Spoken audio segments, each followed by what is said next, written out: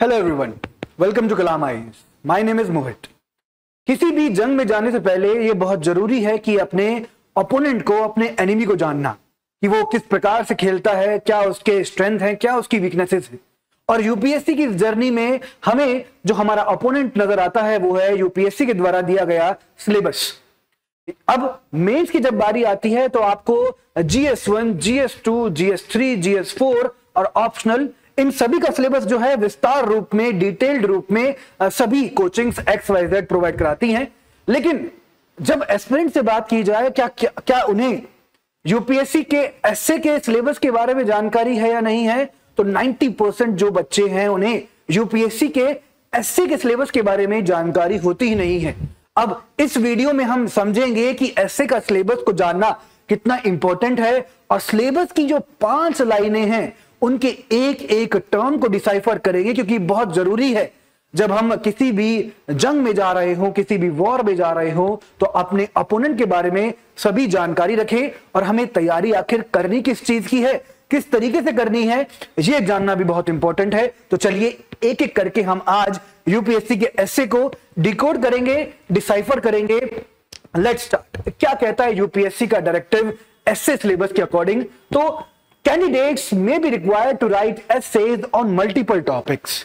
UPSC ने कोई भी सेट ऑफ टॉपिक्स नहीं दिया है कि केवल इन्हीं चुनिंदा टॉपिक्स के हम क्वेश्चन देने वाले हैं। मल्टीपल टॉपिक्स का मतलब है कि वो किसी भी जीएस के सिलेबस से आ सकता है, किसी भी फिलोसॉफिकल आइडियाज से आ सकता है, चाहे वो कोई वैल्यू हो, कोट हो, प्रोवर्ब हो, एनीथिंग। तो एक मल्टीपल डाइवर्स हमारा डायनेमिक टॉपिक्स हो सकते हैं। Be ready for it.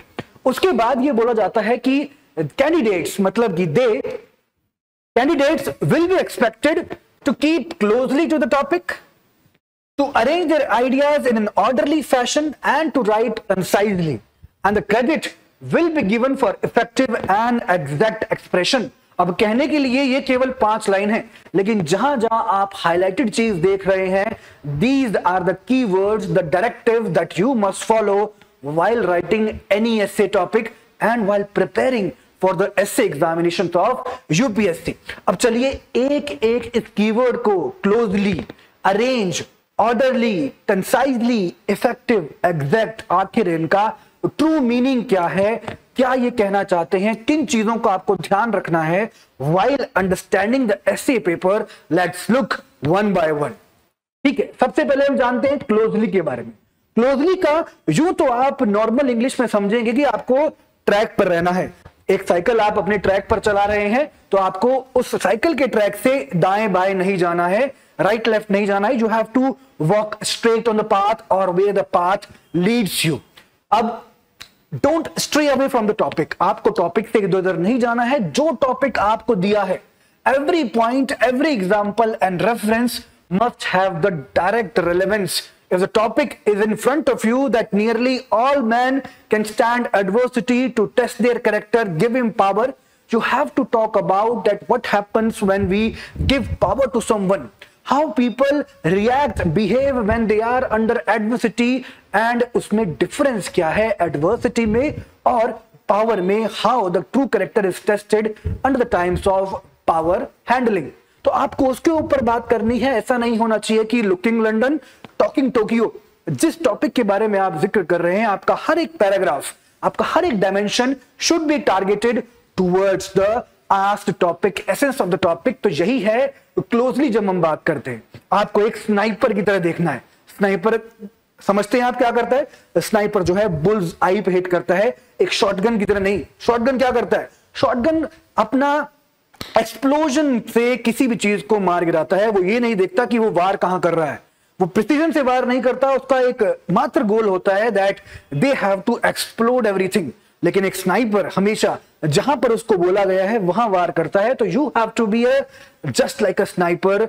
Bulls eye को हिट करना है, जो टॉपिक है उसके ही अराउंड आपको सारी चीजें बात करनी है। इसके बाद जो अगला डायरेक्टिव है वो है arrange, plan before you right. किसी भी चीज में देख लीजिए, आप कहीं आप पिकनिक पे भी जाएंगे तो आप क्या करते हैं? You plan it, you plan before going to any place. अगर आप घर का कोई भी सामान लेने भी जा रहे हैं तो आप एक रसीद में उन चीजों को लिखते हैं क्या क्या लेना है, क्योंकि जब आप अगर बाहर जाएं तो अगर लिखा नहीं हुआ है आपके पास तो there are high chances that you will forget those things. तो आपको ऐसा नहीं करना है अपने एसे के साथ भी। जब आप कुछ सामान लेने जाते हैं तो वहां पर लिस्ट बना के ले जाते हैं, तो अपने एसे के साथ ऐसा क्यों करेंगे आप कि जहां पर आपको 250 मार्क्स स्टेक पे हैं, वहां पे बिना प्लानिंग के, वहां पे बिना ब्रेनस्टॉर्मिंग के आप एसे को लिख रहे हो। तो यहां ध्यान रखना है कि एक क्लियर स्ट्रक्चर, इंट्रोडक्शन में क्या लिखेंगे, बॉडी कंक्लूजन में क्या है, आपको पूरी की पूरी बॉडी को मल्टीपल कोहेरेंट डायमेंशंस में पहले ही तोड़ लेना है। कितना भी बड़ा आलीशान मकान हो, उसका जो ब्लूप्रिंट है, जो आर्किटेक्चर आपको देता है, अगर वो सही नहीं है तो कितना ही पैसा लगा लीजिए, वो मकान जो है, वो बिल्डिंग जो है is bound to fall whenever an earthquake, whenever a disaster strikes it. तो इसी तरीके से कितनी ही ऑर्नामेंटल लैंग्वेजेस को यूज कर लीजिए, वो ऐसे व्यर्थ है, किसी काम का भी नहीं है जब तक आपने उसकी ब्रेनस्टॉर्मिंग ना की हो। ब्रेनस्टॉर्मिंग का मतलब है वो शुरुआत के 10 से 15 मिनट जब आपने ये समझ लिया है कि इस एसे को मैं इन डायमेंशंस में ब्रेकआउट करूंगा। How will I write the macro dimensions, where I will put the antithesis, how the synthesis would look like, which examples would be quoted in the first, so that introduction should be an attractive form। ये है arrangement का मतलब, और arrangement जो है ये उसी प्रकार से है। A disorganized essay is like a house with no blueprint. It can collapse any time in the midway. And remember my friend, अगर ऐसा हुआ तो एग्जामिनर का जो अटेंशन है वो हट जाएगा। They would be giving you very less marks, no matter आपने कितनी ही अच्छी इंग्लिश लिखी हो, कितना ही अच्छा आपका आर्टिकुलेशन हो, अरेंज नहीं है, ऑर्डर में नहीं है, तो उस एसे का कोई मतलब नहीं है। आगे बढ़ते हैं, थर्ड जो अपना कीवर्ड है उसको जानते हैं, ऑर्डरली मैनर में, logical flow of ideas. Arrangement का मतलब ये नहीं है कि आप उसको ऑर्डर में ना करें। सिंपल सा एग्जांपल है, मैंने एक वेब सीरीज को शूट किया, वेब सीरीज जो है 7 से 8 एपिसोड में बटी हुई है। कैसा लगेगा आपको कि मैं आपको पहले ही एपिसोड के बाद 6वां या 7वां एपिसोड दिखा दूं? अरेंज तो किया हुआ है मैंने, लेकिन ऑर्डरली मैनर में आपको पेश नहीं किया।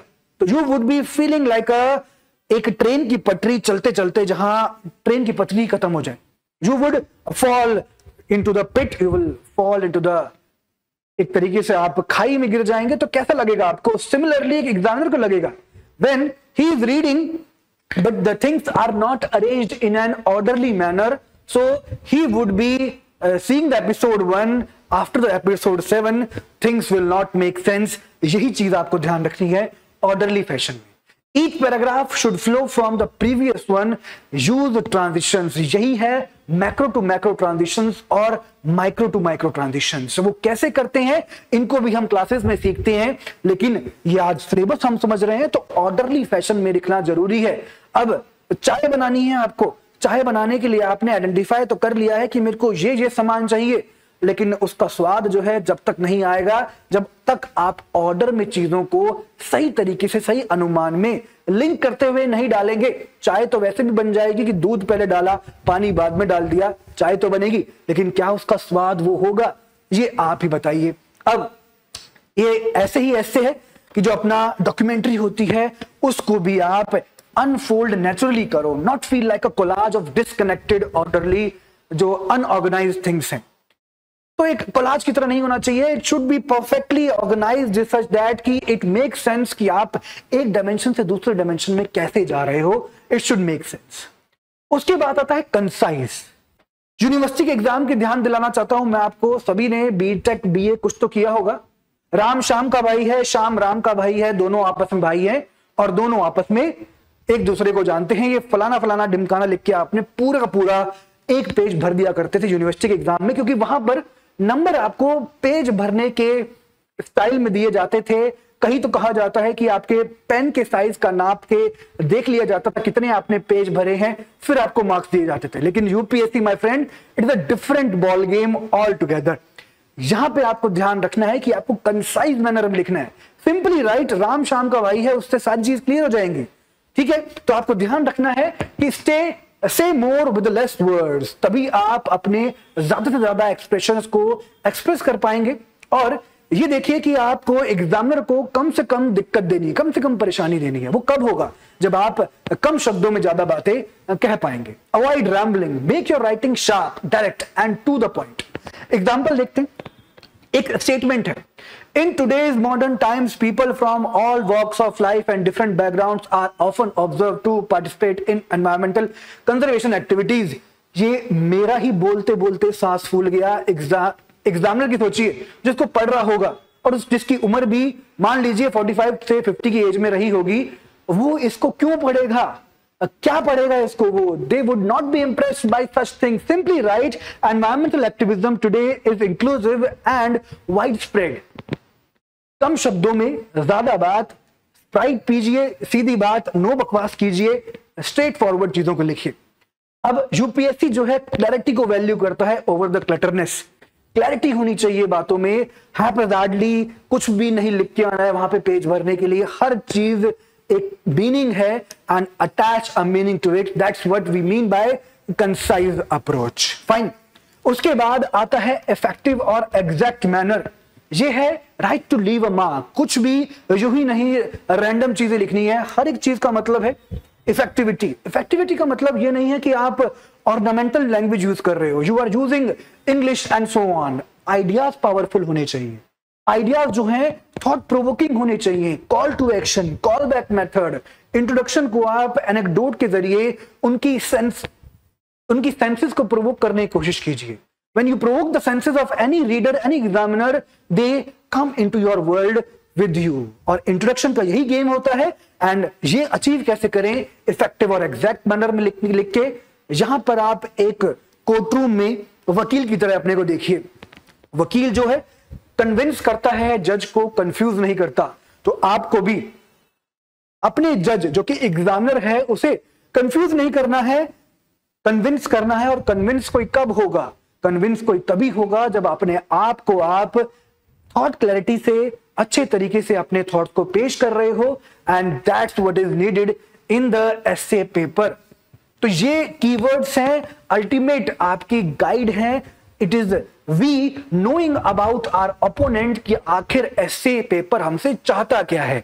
यही चीज कहीं समझाई नहीं जाती, जिसकी वजह से आप लोग फेस करते हैं difficulty in understanding what UPSC exactly wants from us. तो इस वीडियो को जरूर देखिएगा। और जब भी कोई एसे अगर आप लिख रहे हो, ब्रेनस्टॉर्म कर रहे हो, तो ये चीजें जरूर दिमाग में रखिएगा कि क्या आपको क्लोजली लिखना है।